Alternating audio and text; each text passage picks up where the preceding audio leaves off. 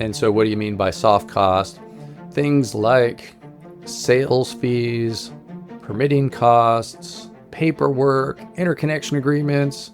So maybe what we can do is just streamline all that stuff. And maybe the people that will be getting hurt are the ones that were overcharging and sort of taking advantage of people when they were doing unethical sales. Maybe chasing all these little incentives here and incentives there.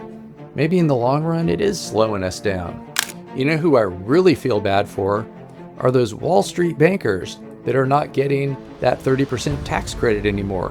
What are they going to do? So remember, what do you do when you fall off a horse? You get back on again. You kick butt. You make things happen. You work hard. You don't take no for an answer. The climate, your family, your friends, the solar industry, lost photons. We all need you.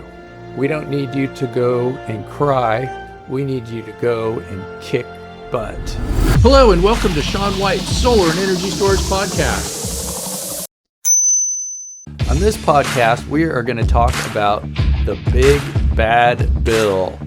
Yeah, that's right. Our government just pulled the rug out under these tax credits, and that's like worth 30% of the job in the solar industry. That's crazy. They also did crazy stuff to electric vehicle incentives. Anything renewable is the enemy. However, I like to be positive, so let's try to put a positive spin on this stuff. I know there's a lot of people out there that are bummed and wondering what's going to happen and all that kind of stuff, but let's just look at it some different ways.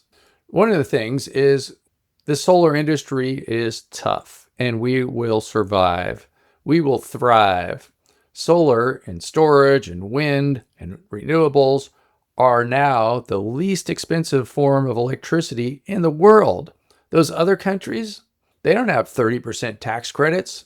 We have a lot of stuff in our way that those 30% tax credits have been going towards, like soft costs, paperwork, permitting costs, sales costs, money that goes to bankers that are taking the tax credits, Wall Street people, attorneys, doing paperwork, all kinds of headache stuff. So who knows what this will lead to? Maybe we can do like Tai Chi and take a bad thing and make it bounce off the bad guys and turn it into a good thing. Because if you really think about it, getting that tax credit has been pretty complicated. So somebody puts solar on your roof, they get the tax credit. And what are they going to do with those tax credits? They're going to make all these corporation entities and send them around Wall Street. And those Wall Street bankers, they're pretty smart, and they're going to make sure that their hedge funds benefit from that solar on your roof. So what if we just get all that stuff out of the way? And of course, I'm always advocating for making changes gradual. So that's 1% at a time, not just 30% at a time. So kind of what I see is going to happen probably here is we're going to have a big rush. Everybody's going to be going, you better get your solar now before these tax credits expire. You better get it installed. And so temporarily, we're going to all be super busy. And then the time will come when they cut off the tax credit. And there's different parts of the industry. There's residential solar where you own it yourself, where the corporation owns it. There's commercial solar, utility scale solar. So the rules are different for different things and when the cutoff's going to be. So there's lots of pivoting you can do. You can go from residential to commercial to utility scale to kind of soften it a little bit. But one of the things that people are concerned about is getting the layoff. What do they call that? The pink slip? But maybe what you can do is turn that pink slip into a pink slip. Yeah, let's think positive. So I'm talking about the layoff notice, turn it into a new car. So how do you do that? So let's say in your company, they're going to lay off 10% of the people. Are you one of the 10% of the worst people in your company? Or are you part of the 90% of the best people in your company? One way to make sure that you're at the top is to work your butt off. Be productive. It also feels good to be a productive person. So how do you do that? You show up at work on time, you work really hard, you do things when you're not asked, and you get extra certifications like NABCEP certifications. You educate yourself, you read. In fact, you're going to be at the top 10% of the company if you put in that kind of effort. Okay, back to this bill. So one of the things that I've noticed is people that make these bills, they name them with messaging. And I don't really understand why people against this BBB, that's as far as I'm going to go towards calling it what they call it, they get the people that are against it to call it beautiful. And it's not beautiful, it's ugly. And so I am a big fan of fairy tales. And you know, the three little pigs, there is something called the big bad wolf. So let's call it the big bad bill. Big bad bill. And I'm not talking about big bad Bill Brooks. He's actually a good guy. I'm talking about the big bad bill. That's what I'm going to call it. The big bad bill. But you know what? What doesn't kill you makes you stronger. When I go out to the gym and lift some weights, I am stressing my muscles and they get inflamed and it turns into bigger muscles. So when this big bad bill comes at me, I'm going to make myself big bad Sean. I'm going to work twice as hard. I'm going to make it happen. So here's another positive spin on this thing is we've called it the solar coaster for so long. And we needed those incentives to get the kickstart. And if you go back to the earlier days of the solar industry, you know, we had solar that was $10 a watt, $20 a watt, just depends on how far back you go. We got these incentives to make solar cost effective so we could ramp up production, get things in order, and install a whole ton of solar. Got to remember that it's been really successful. And what is it? 90 something percent of all new energy going in, energy capacity, is solar, wind, and storage.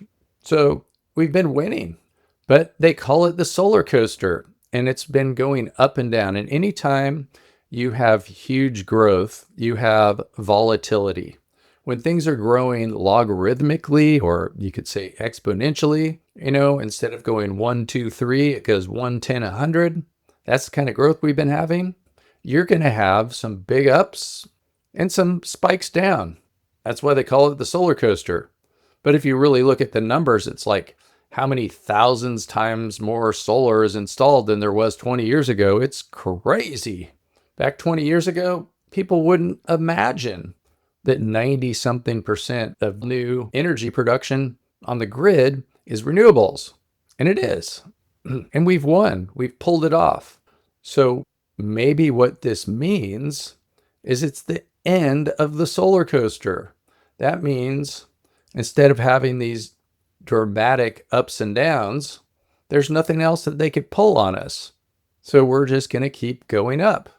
And of course, I'm all for the tax credit and getting solar installed faster. And I'm just trying to be positive in times that need positive thinking. So we're not dependent on incentives anymore. We're on our own. It's sort of like a 15-year-old growing up and running away from home, or an 18-year-old. We've grown up. We're not a kid anymore. We're big time. We should celebrate. And while we're celebrating, we're going to take our magic crystals and we're going to kick those fossil fuels' asses.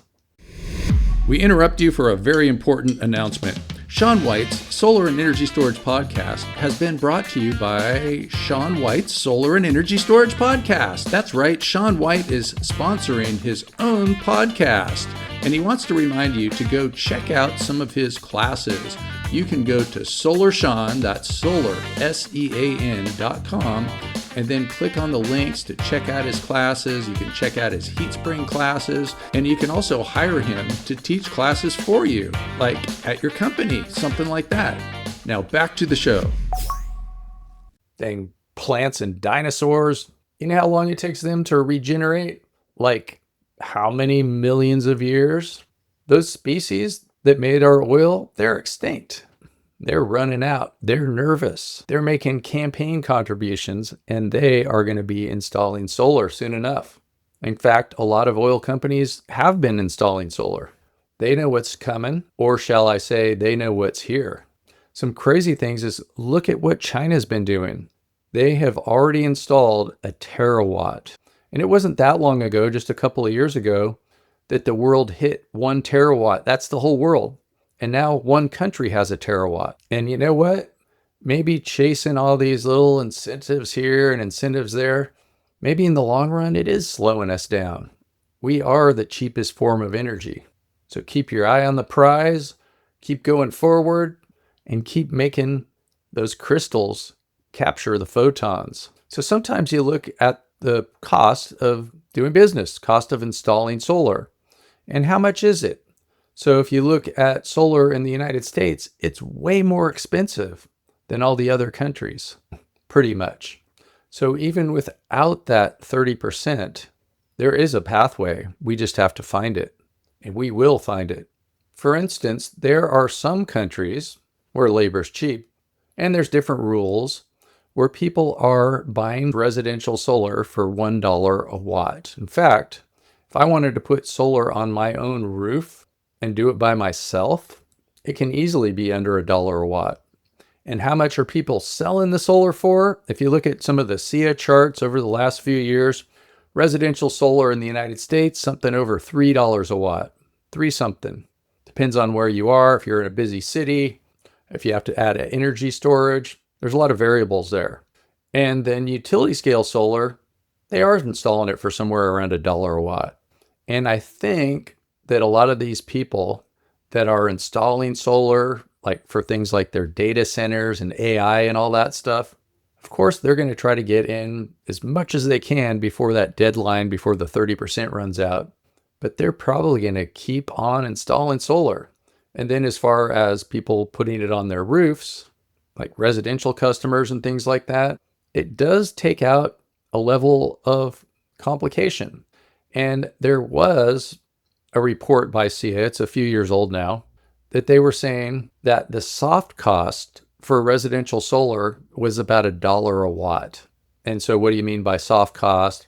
Things like sales fees, permitting costs, paperwork, interconnection agreements. So maybe what we can do is just streamline all that stuff. And maybe the people that will be getting hurt are the ones that were overcharging and sort of taking advantage of people when they were doing unethical sales. And so we were talking about the price per watt. And so somewhere over $3 a watt for residential, somewhere around $1 a watt for utility scale, somewhere around $1 a watt for residential in a lot of countries, and probably something under $2 a watt, like $1.67 a watt, something around there for commercial and industrial, or we could just call that commercial solar. Big buildings, things like that. And I really like to think too is out of that tax credit, how much of that tax credit actually goes to the person that has solar on their roof when you're talking about residential? How much of that really goes to the homeowner? So if you bought the solar system yourself and paid cash for it, yeah, you get the whole tax credit. Most people don't do it that way. They're just making a payment to somebody else that owns it on their roof. I had another idea too. So we still do get depreciation. And this is just an idea that I have. I don't know if anybody's done it before. But what if I put solar on my roof, started a Delaware corporation, had that corporation own the solar on my roof, then it could depreciate the asset. I don't know. Just a weird thought. But still, see how complicated that is?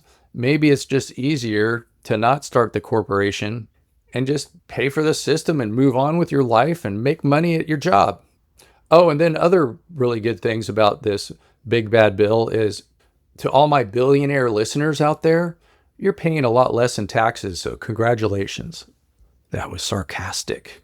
But kind of think of the alternatives. Coal doesn't have a chance. Coal is gone. Coal is out.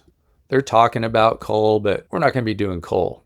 Natural gas, we're going to be seeing some of that. But we already are seeing some of that.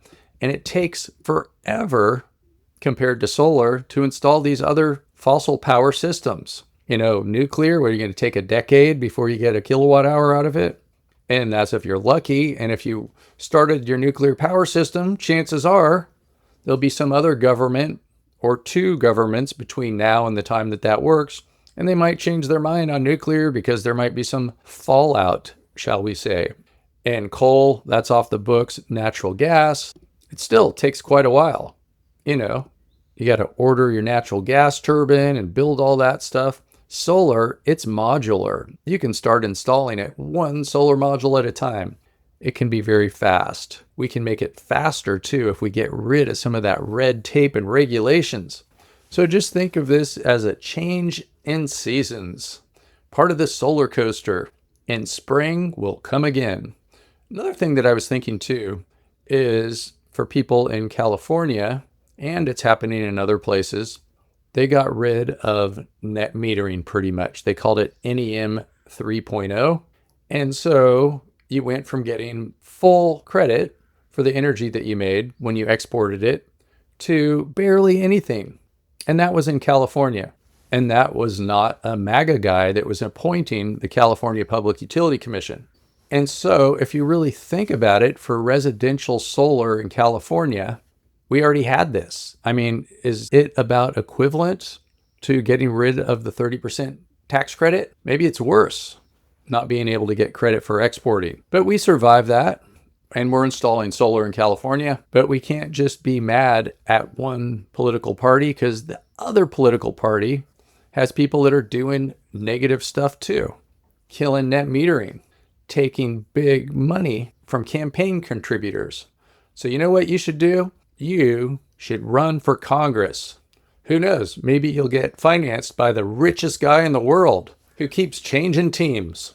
But yeah, just one more time, I want to state, how much is the 30% tax credit really worth? After all the vultures and attorneys and salespeople and financiers and Wall Street, and everybody comes and takes a piece of it, how much is left for the person that's getting that solar electricity? You know who I really feel bad for are those Wall Street bankers that are not getting that 30% tax credit anymore. What are they going to do? Why weren't they making the right campaign contributions? So remember, what do you do when you fall off a horse? You get back on again. You kick butt. You make things happen. You work hard. You don't take no for an answer. The climate, your family, your friends, the solar industry, lost photons. We all need you. We don't need you to go and cry. We need you to go and kick butt. All right, people, let's make it happen. Thanks for listening to Sean White's Solar and Energy Storage Podcast. To get yourself NABCEP certified and make your career resilient for any kind of tax credit loss or whatever, go to Solar, SEAN, that's solarshawn.com. You can find out about all kinds of classes and different NABCEP certifications. You can get your NABCEP Associate, your NABCEP PV Installation Professional, your NABCEP PV Technical Sales Certification. It's all there. There's lots of practice exam questions, lots of good information, and it's fun. Woo! Make sure that you have fun in your life.